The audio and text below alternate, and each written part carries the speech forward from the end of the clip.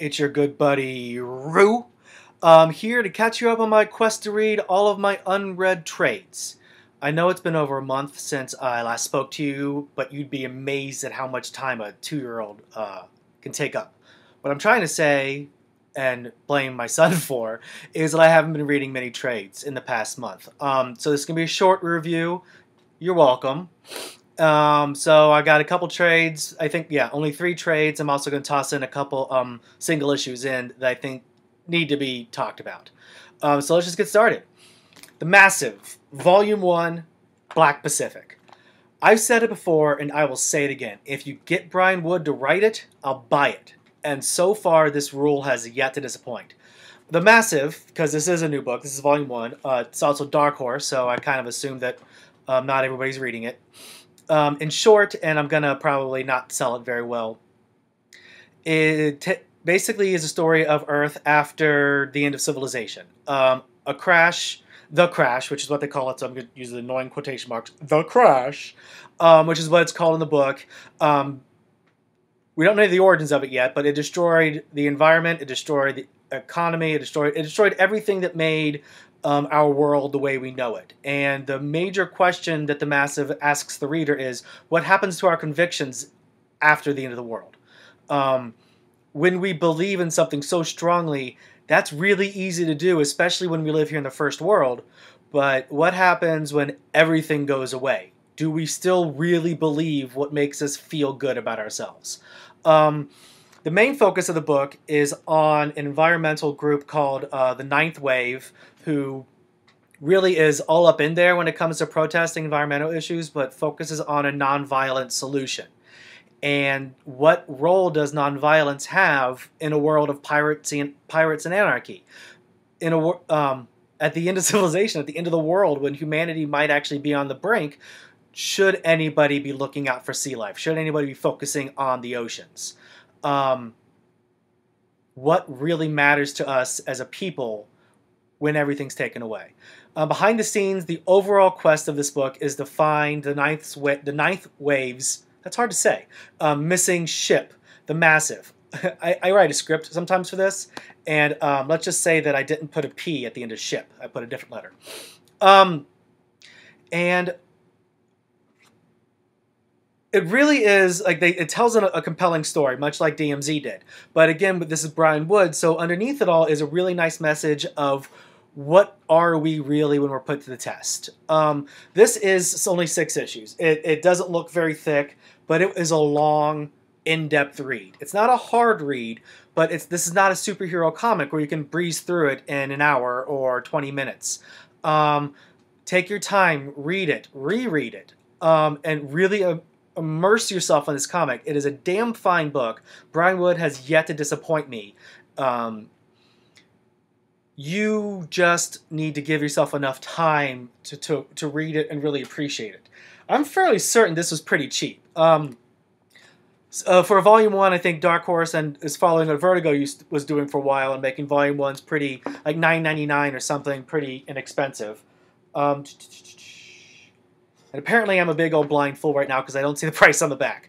But I highly recommend The Massive. Again, as I'm always saying, if you're looking for something that's not a superhero book, don't whine, go find it. And here it is. Speaking of superhero books, though, Scarlet Spider Volume 1, Life After Death. I really don't know what it is. I don't know if it's because I'm getting older, maybe I just am becoming dumb, or I just don't give a crap anymore. But I find myself enjoying these pure superhero books like Scarlet Spider, The Flash, the new Uncanny X-Men, all these things, these actual superhero books that are focusing on being superhero books more than I am these deeper ones like Hickman's Avengers, and books like that are trying to be the next Watchmen more and more. I really just want entertainment. Maybe it's, I guess I have a real job, I have real responsibilities, and I'm looking for escapism more than I am Shakespeare, which I was never really a big fan of anyways, but that's neither here nor there. What Scarlet Spider does, it takes that really, I've always found somewhat interesting supervillain looking for redemption, becoming a superhero shtick, and kind of gives it this real little twist of spite. Kane, Clone Saga crap, Grim Hunt. Honestly, Joe Kelly, I think it was Joe Kelly's Grim Hunt, or whatever, whoever wrote Grim Hunt. This basically spawns out of that. And a little bit of some stuff that happened after Spider Island, I guess. Kane does not care about you. He does not care about the victims. He doesn't really care about justice. He just wants to beat people up. And he's just happy. Recently, he just found himself on the correct side of the law. He's not a good guy because he cares. He's a good guy because he pissed off the bad guys. It really is refreshing and fun. And again, a lot of comic creators have lost the focus on fun to read a superhero book about a superhero who just doesn't care. This book is all about him and his ego, and justice is just a side effect. Furthermore, it's nice to get out of New York or even some of your bigger cities, and he's in Houston. He was trying to escape to Mexico and just got caught up in something and decided to stay. And it's a nice detail that really helps make this not just another Spider-Man spinoff. This isn't great comic. This isn't great art, but it is really good comics. I highly recommend Scarlet Spider if you're just looking for something to read on a nice Sunday afternoon. You got baseball on. It's a nice day. You're like, man, I just want to relax. Scarlet Spider is a book you can just relax with. Yeah. All-Star Western Volume 1, Guns and Gotham. That sounds really ominous. Dun, dun, dun, dun. I would need to apologize for the lighting right now. I'm seeing a bunch of shadows. I kind of broke an overhead light in my basement, and I don't think this should come as a shock to anybody, but I'm not handy. And I just have been too lazy to go and buy something to fix it with. So that's why we got a little bit of shadow going on. If it's bothering you, well, there's always the stop button. I'm going to tell you something that never ceases to amuse my wife. I love Westerns. Little Big Man, The Once Was a Wicked Man, Unforgiven, War Wagon, The Good, Bad, the Ugly, The Way of the Gun. Yes, The Way of the Gun is a Western. I love them. The grittiness, the dirt, the disgusting language, and complete lack of sanitation. Everything that is cynical and gross and wrong with American history is summed up in a good Western. And All-Star Western is most assuredly a good Western. Take away, I don't want to say the shtick, but take away the scarred face of Jonah Hex, and you still have your quintessential Western protagonist. Hard, self-assured to the point of delusion, doesn't really care too much about thinking men or planning. You just go and you do. He doesn't take crap from nobody, and he really just, he belongs in the Old West. I never really read a lot of Jonah Hex pre-New 52. I have one Jonah Hex trade that I really enjoyed. I just never really went ahead and picked up the rest. So I don't know how well established he was before in DC continuity. This first volume, though, does firmly establish him in, I think, probably 19th century New 52. It starts off in Gotham City, dealing with a secret organization that worships crime. I have no idea where I've heard of that before. And he kind of teams up with our narrator, Dr. Arkham. All of this is really nice. It really does help for new readers and a New 52, making this book a DC book. They're good stories, and all these little Easter eggs are cool, but they don't make it a good book. Justin Gray and Pamaldi, and you know I'm going to mispronounce the name because that's what I do, so this guy down here, Pamaldi, they make it a great book. This isn't a must-read, but you really do want to read it. You just don't know yet. I'm going to admit it, there's some New 52, some of the comics have had some backups, and some of them have been really good. I've really enjoyed the Batman and Detective Comic backups. The All-Star Western backup, I wasn't really... They're there. They do help to give Jonah Hex probably eventually a much bigger universe. We'll bump into these characters, and they fill the role nicely of making a larger universe. I could have done without them and had more story of Jonah Hex, but no, they're not. This, like I said, this isn't a must-read, but you should read it. It's a fun. Again, I hate to keep using the word fun, but as a Western goes, it's something that I really didn't know I was missing until I read this. A nice comic book Western.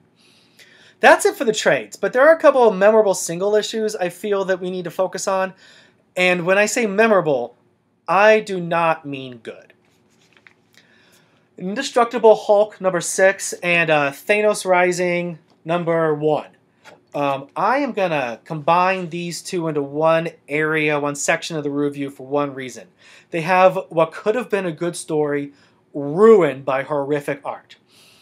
You know how sometimes you think to yourself when you hear that Eric Clapton or Aerosmith or Red Hot Chili Peppers or somebody who used to be fantastic comes out with a new record and you're like, why? Why are you still doing this? You've sucked for a decade. That's how I feel about Walter Simonson. I'm sorry. This is gross. This is not a pretty cover. There is just nothing to look at in this comic book that made me want to keep looking at the page. I tried really hard. Indestructible Hulk has been a fantastic book. Mark Waid, Daredevil, he just really honestly is a fantastic... We all know this. I don't even know why I have to say honestly like I'm saying something shocking here. Mark Waid is a phenomenal writer. But I just couldn't focus on a story that would have been a really, really good comic book if anybody else had been... Well, not anybody. We'll get to that in a second. Had been drawing it. But every page, there's just... Oh, it's like early Balaco. It's so bad. If it wasn't Wade, if this book wasn't, if the story wasn't as good as it is, I'd skip the next 3 issues and just jump back on when Simonson is done. Based on this and his Avengers work, I think late last year or early this year, he's lost it. He's a legend, rightfully so. His Thor run should go down as the top 10 run of anything ever. Like, there's no question about that. But either stop trying to do new things or just stop. It's rude. I'm not trying to be disrespectful, but it has to be said. On the other hand, Thanos Rising, which is Jason Aaron, which is usually a must-buy, and Simone Bianchi, and again, I'm just going to go ahead and butcher the name, so I'll just point to it. Oh, I have a bigger one. This guy, right there, is a don't buy. I was given the blank cover because I've started collecting these for sketches for another thing that I do. And his name is just, oh my... Luckily, this isn't as tragic as Hulk because, honestly, this wasn't that good of a story. I don't need all of my supervillains to have a horrible childhood. I was happy never thinking of Thanos as a kid. Why can't he just be a power-hungry dickhead? I don't need him to have, like, an emotionally absent father, crazy mom. He's ugly, so kids don't really like him, or whatever. I don't need this emotional isolation.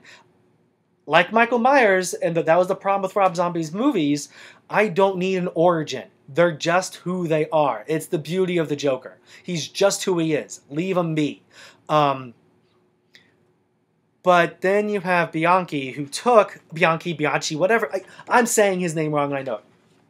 Who took some, I guess what was supposed to be exciting, memorable, heartfelt, emotional, all these scenes that were supposed to talk to the reader, and he took them and made them into this distracting, disgusting mess. I'm sorry.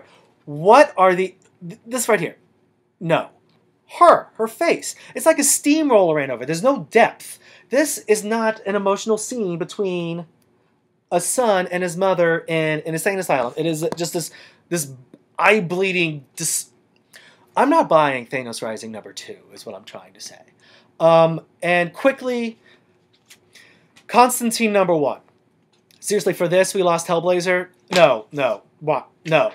I don't get Jeff Lemire. I never have. I don't get the hype. I don't like him. I don't like what he writes. And Constantine #1, just go read Dangerous Habits, the first Hellblazer trade. It is the same story, and it's good. DC, I have no idea what crawled up your ass about Vertigo, and I don't know why you're doing what you're doing, but 300 issues, your longest running comic book, that 98% of it was a good comic. You ruined it. You ended it for no reason and gave me crap instead. Thank you. That's it. It's a short one, I guess. Still going to go 15 minutes because I can't shut up. You can always talk to me on Twitter, Facebook, The Outhousers, and now I'm on Tumblr, RUViews.tumblr.com. Until the next time, later, peeps.